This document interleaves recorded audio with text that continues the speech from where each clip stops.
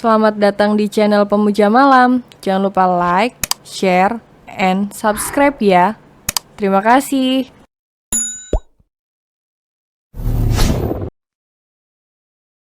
Episode 10, bahkan bahagia pun perlu uang. Rion menatap Lily dengan netra melebar, terkejut ketika gadis itu bertanya hal di luar dugaan. Kenapa kau bertanya hal itu? Tanya Rion balik. Red Dog, organisasi bawah tanah yang melakukan hal-hal ilegal hingga penjualan manusia. Dan mereka memiliki satu musuh bebuyutan yang sering sekali disebut dalam beberapa catatan data mereka. Pantom organisasi, nama musuh bebuyutan mereka, dan namamu ada dalam catatan organisasi itu. Jawab Lily dengan raut luar biasa serius. Lagi, Rion menatap Lily lekat. Ia seakan mencoba membaca pikiran dari Lily saat ini. Entah kenapa sedikit ketakutan dalam diri Rion jika gadis itu mengetahui siapa Rion sebenarnya. Dan sama seperti Rion, Lily juga kini melakukan hal yang sama dengan sang pria. Namun ia mencari sebuah kebenaran dan juga kebohongan di dalam mata biru tersebut. Apa yang kau tahu tentang Pantom? Tanya Rion lagi, ingin melihat lebih jauh jalan pikiran Lily. Sebelum Rion menjawab pertanyaan awal sang gadis tentang diri Rion. Pantom, organisasi bawah tanah yang ternyata mengambil alih perekonomian di San Francisco. Bahkan hingga beberapa tempat di Amerika sejak 10 tahun terakhir. Pantom juga bahkan mengendalikan media massa dan pemerintahan San Francisco. Jadi kota ini seperti kerajaannya, semua di bawah kendali Pantom. Tidak hanya itu, Pantom juga melakukan beberapa hal ilegal, baik dari perjudian hingga jual beli senjata. Tapi sepertinya ada beberapa organisasi lama yang tidak menyukai Pantom dan ingin menghancurkannya. Dan Rion Lorenzo adalah pimpinan dari Pantom. Jabar Lily dengan takut-takut. Sepertinya ia telah memasuki dunia yang tidak seharusnya ia injak. Ini sudah jauh di luar nalarnya. Benar, semua yang kau katakan tentang Pantom itu benar. Dan soal aku pemimpinnya juga. Jawabanmu tentang aku mafia juga benar. Rion menjawab semua pertanyaan Lily dalam satu kalimat. Lily menatap Rion seolah memiliki begitu banyak pertanyaan. Tapi juga tidak ada satu kata pun yang bisa ia lontarkan untuk bertanya. Seakan dirinya takut untuk menemukan kebenaran lebih jauh tentang pria di depannya ini. Kau takut? Duga Rion setelah melihat air muka sang gadis. Ya, aku takut, tapi lebih tidak menyangka kalau aku akan menemukan hal seperti ini. Padahal aku hanya melakukan jaga-jaga terhadap Lukas. Jawab sang gadis. Bingung harus bereaksi seperti apa.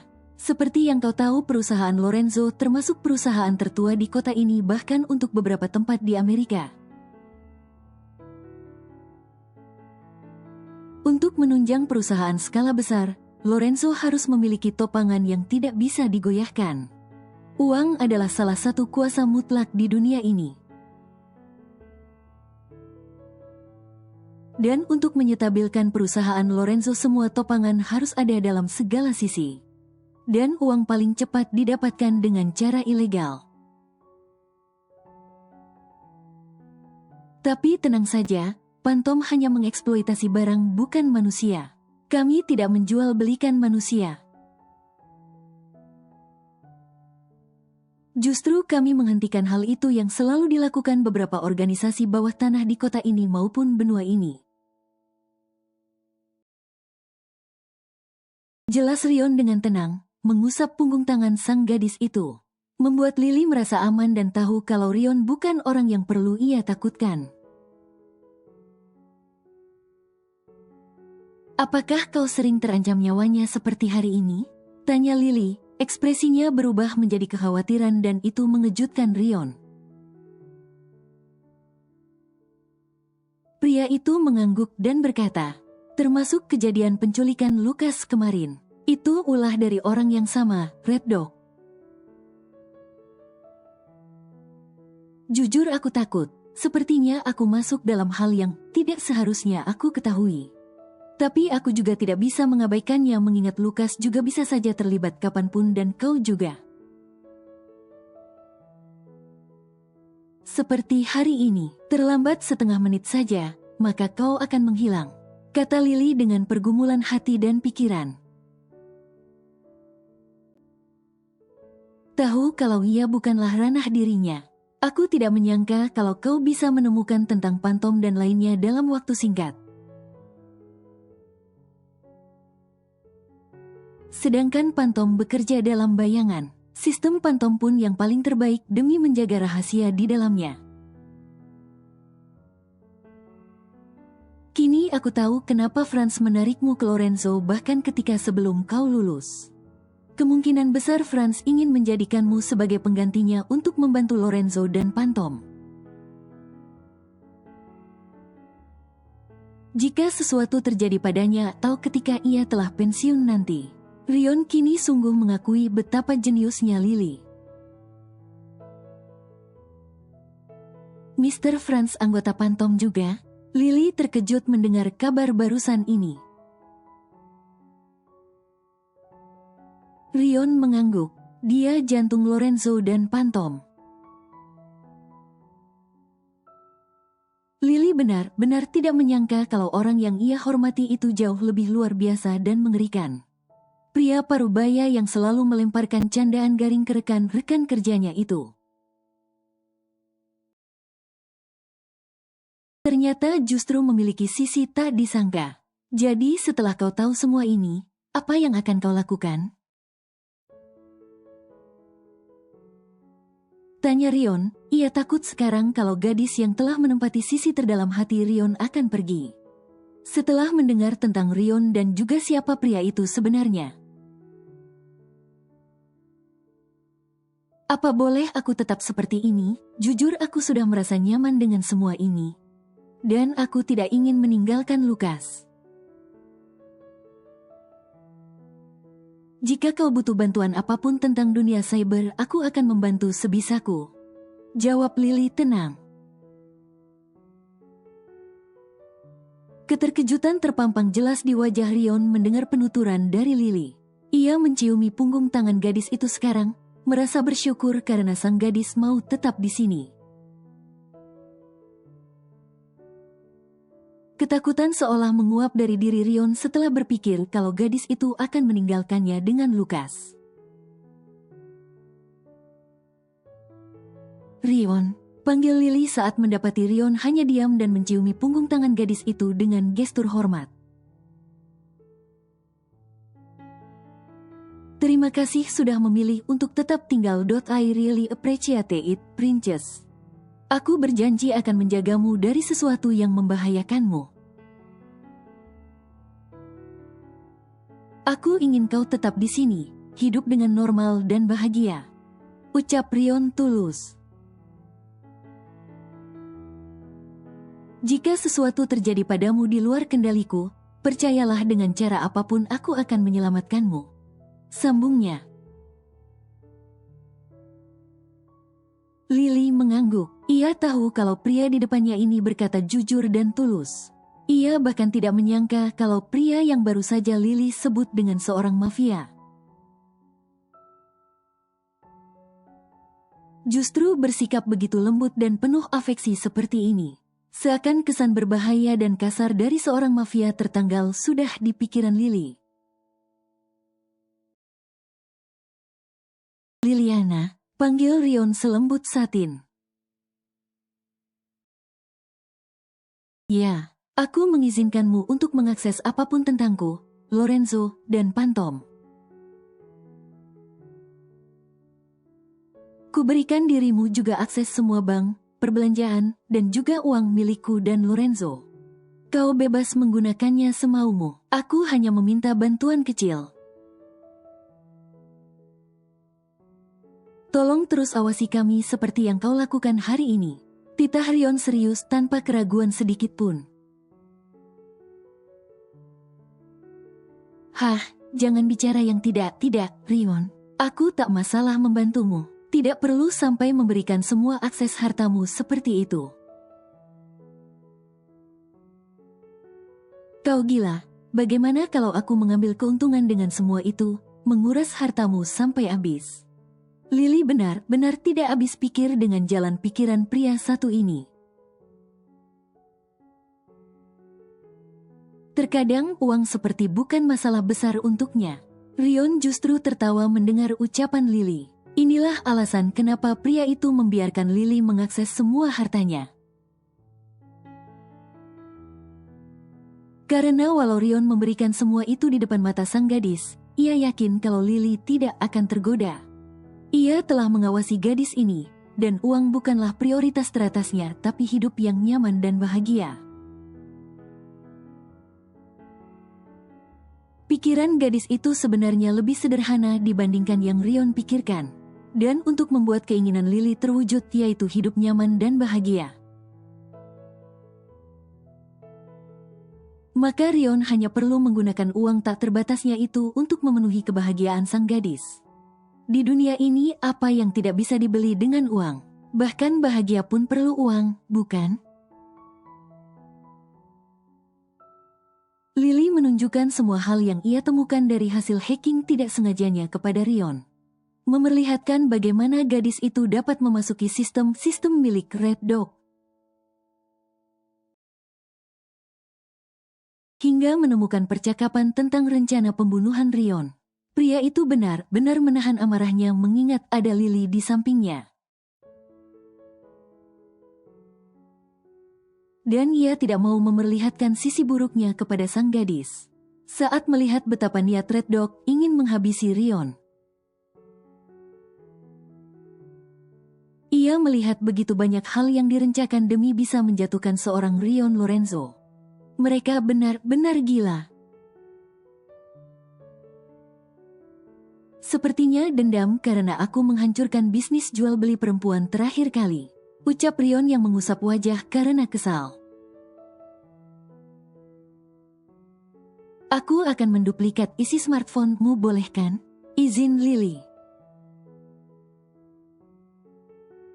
Tentu, kata Rion tidak mempersalahkannya sama sekali. Justru merasa lebih aman karena Lily akan membantu mengawasi kemungkinan terburuk seperti hari ini. Lily melakukan coding beberapa saat sebelum akhirnya menghubungkan isi ponsel pria itu ke komputer sang gadis. Ia masuk ke dalam ponsel tersebut dan membuat sebuah mode baru pada isi ponsel tersebut. Mengutak-atiknya beberapa saat sampai ia mendapatkan apa yang ia inginkan. Bisa coba ketuk ponselmu berkali-kali dengan cepat. Tidak perlu menghidupkan layar, biarkan dalam keadaan stay seperti itu, tidak masalah. Pinta Lily. Seperti ini, Rion mentap-tap layarnya dengan jempol beberapa kali dengan gerakan cepat. Dan saat itu terdengar seperti suara alarm dari komputer Lily, membuat Rion terkejut dan bertanya-tanya apa maksudnya itu. Lakukan itu jika kau butuh bantuanku tapi kau tidak bisa menelepon atau mengirim pesan. Aku akan langsung mencari di mana kau berada dan juga mengirim bantuan segera. Kata Lily yang masih tidak menghentikan tangannya melakukan coding atas hal yang baru saja ia buat. Bagaimana kau bisa membuat hal seperti ini dengan sangat cepat? Rion penasaran karena belum ada 2 jam ia membicarakan tentang meminta bantuan Lily untuk urusan cyber. Ini aplikasi lama yang kubuat untuk materi kelulusanku di kuliah 3 tahun lalu. yang digunakan untuk kepolisian menolong korban dalam beberapa kasus. Aku hanya sedikit merubahnya, jawab Lily tanpa melepaskan pandangannya dari layar komputer. Sebenarnya sejenius apa kau ini, Lilipat? Ucap Rion yang entah harus kagum atau bingung dengan kepandaian sang gadis. Yang menurutnya di luar batas kemampuan rata-rata orang di dunia ini. Kali ini Lily menghentikan kegiatannya dan menatap Rion lalu berkata, "Bagaimana kau tahu panggilan itu dan kenapa suka sekali memanggilku dengan sebutan itu?" Alis Rion terangkat ketika mendengar pertanyaan tidak disangka dari Lily. "Kenapa? Apakah tidak suka? Lukas dan ayahmu suka sekali memanggilmu itu. Kenapa tidak denganku?" Katanya dengan senyum penuh arti. Lukas terdengar tidak masalah, tapi rasanya aneh jika kau yang menyebutnya. Terdengar seolah kau sedang mengejekku. Celetuk Lily tidak terima. Tawa kecil terdengar dari mulut Rion. "Aku tidak mengejekmu, rasanya menyenangkan saja memanggilmu dengan nama itu." Bukankah terdengar lebih akrab? Semburat merah muda terlihat di pipi sang gadis, namun ia mencoba terlihat tenang. Kembali menatap layar komputernya dan melanjutkan apa yang ia kerjakan. Tentu Rion dapat melihat gelagat tersebut, tak dapat menyembunyikan senyumnya. Ketika tahu kalau apa yang ia ucapkan memiliki efek seperti itu untuk sang gadis, membuatnya ingin menggoda gadis itu lagi. Tapi ia berusaha menahan diri karena ini bukan waktu yang tepat untuk hal itu. "Bisa kau pasangkan aplikasi itu di ponselmu ke ponselku?" pinta Rion. Lily menatap pria itu penasaran. "Bisa, tapi untuk apa?" tanya Lily. "Berjaga-jaga kalau sesuatu terjadi padamu juga, lakukan hal itu dan aku akan tahu dengan cepat.